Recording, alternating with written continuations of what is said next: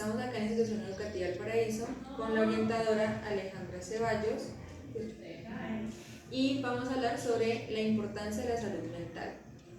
Para usted, ¿cuál es la importancia de la salud mental? Bueno, la salud mental es muy importante porque aborda muchos factores en nuestra vida, ¿sí? En nuestra vida cotidiana. Entonces, si mentalmente nosotros no estamos bien, no estamos sanos, esto va a influir en el factor familiar, en el factor social, educativo, en el trabajo. No vamos a funcionar de la manera correcta, vamos a entorpecer ciertos procesos nuestros, o sea, personales, y pues también vamos a afectar a las personas que están a nuestro alrededor. Sí, claro. ¿Y cómo cree usted que afecta eso, por ejemplo, a nosotros que estamos en la adolescencia? ¿Cree que afecta muchísimo más que a una persona adulta o igual? Bueno, se supone que a medida que nosotros vamos creciendo y desarrollando, vamos adoptando ciertas habilidades, se supone que vamos madurando también mentalmente. Entonces se supone que la diferencia entre un adulto y un adolescente es que el adolescente está apenas en ese aprendizaje, no sabe cómo eh, reaccionar a ciertas circunstancias, no tiene las habilidades sociales, las habilidades mentales, cognitivas para responder a las dificultades del mundo. Se supone que ya los adultos pues ya a través de su vivencia han aprendido todos esos procesos y lo enfrentan de mejor manera, pero no necesariamente es así. Vemos adultos que son emocionalmente inmaduros, que tienen muchas dificultades, sí, que de cierta manera no lograron madurar emocionalmente, mentalmente de la mejor manera, de una manera óptima, entonces se han quedado un poco estancados, que pareciera, a veces vemos muchos adultos que parecieran que actúan como adolescentes.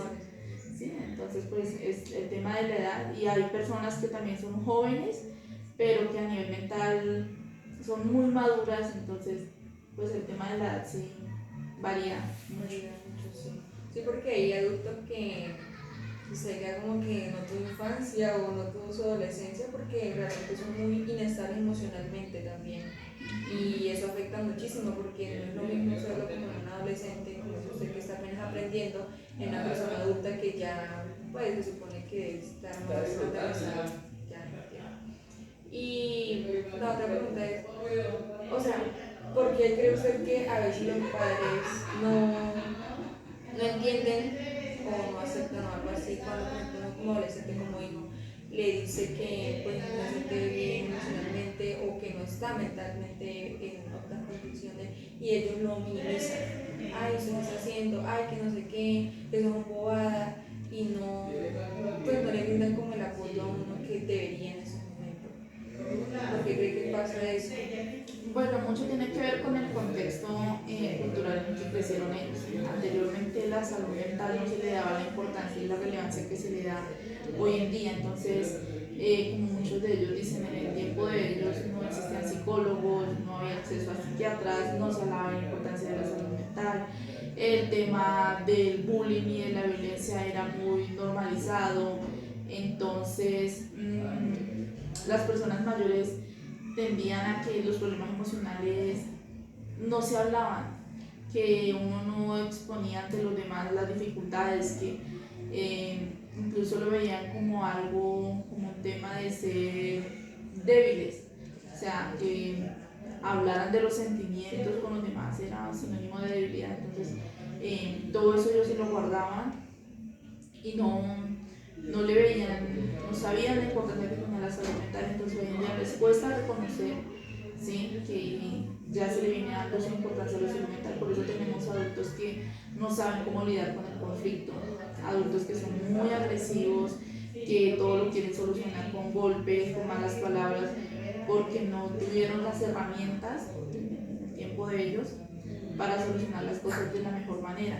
Y también porque ellos comparan mucho la infancia de ellos con las infancias actuales. Entonces, el mundo ha estado en constante evolución, ¿sí? Eh, cuando, ellos, cuando ellos fueron infantes, las dinámicas familiares y sociales eran muy diferentes, ¿sí? Ellos no tenían acceso a tecnologías, no tenían acceso de pronto a formación, entonces todo se manejaba de forma cultural, digamos que las correcciones anteriormente eran diferentes, ¿sí? Tenía mucho maltrato.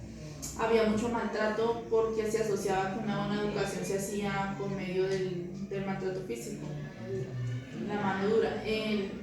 Muchos adultos y hasta hoy en día nos acostumbramos a que, claro, los golpes hacen que los niños cambien de conducta, ¿sí? Si el niño, no sé, le gusta gritar y el adulto le pega para que no lo haga, como le genera dolor, pues el niño deja de hacerlo, pero el niño no lo deja de hacer porque quiere hacerlo o porque el niño interiorice y diga, no, de pronto es que estoy molestando a los demás, debería bajar el volumen, no, lo hace simplemente por miedo a que lo golpeen.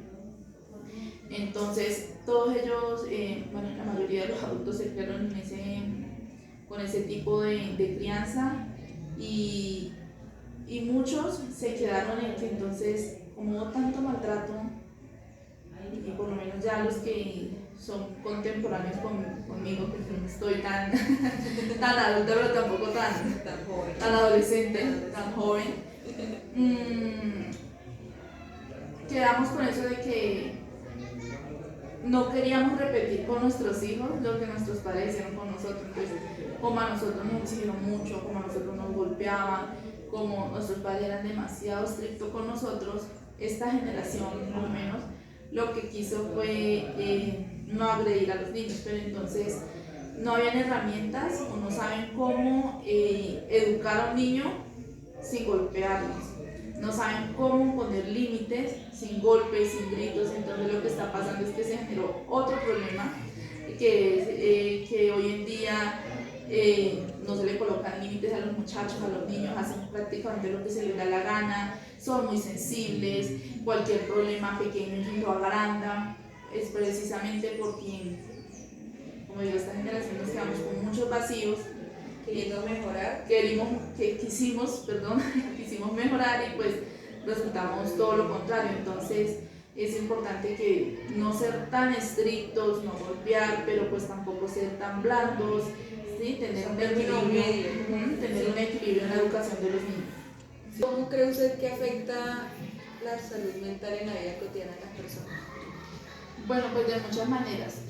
Por ejemplo, en las relaciones interpersonales, cuando no hay una salud mental adecuada, no sabemos lidiar con el conflicto, con el estrés, con la ansiedad, con muchas dificultades, entonces esto afecta nuestras relaciones de pareja, la relación con los hijos, la relación con nuestros compañeros de trabajo, la relación con nuestros padres de familia. Entonces, a nivel de relaciones interpersonales, también con la percepción o el autocuidado, ¿sí? Porque aquí abarca también lo que es el autoestima. Entonces, si yo tengo una autoestima sana, pues me cuido, me protejo, me quiero. Pero si no tengo una buena autoestima, entonces yo no me cuido.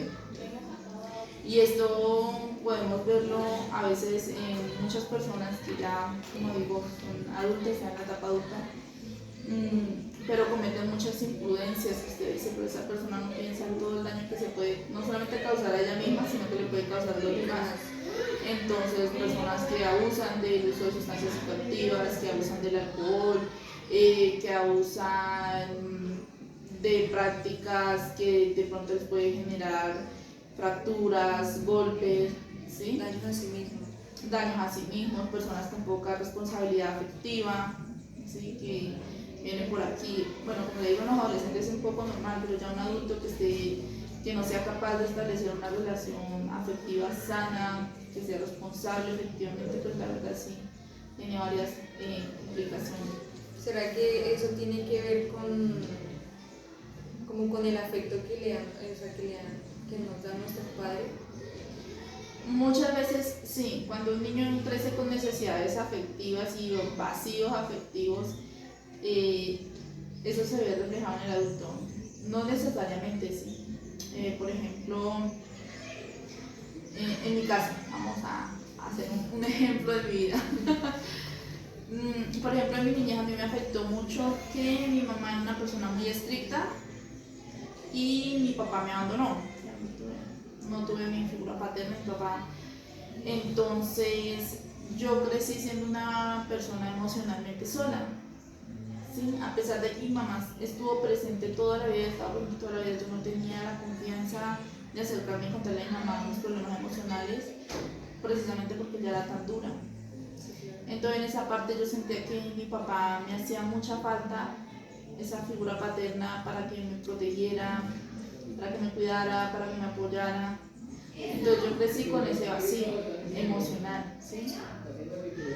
En mi adolescencia tuve relaciones con diferentes personas que no fueron nada sanas, difíciles. Precisamente también una dificultad era que yo era una adolescente y buscaba personas mayores. Por la ausencia de ¿Sí? su papá.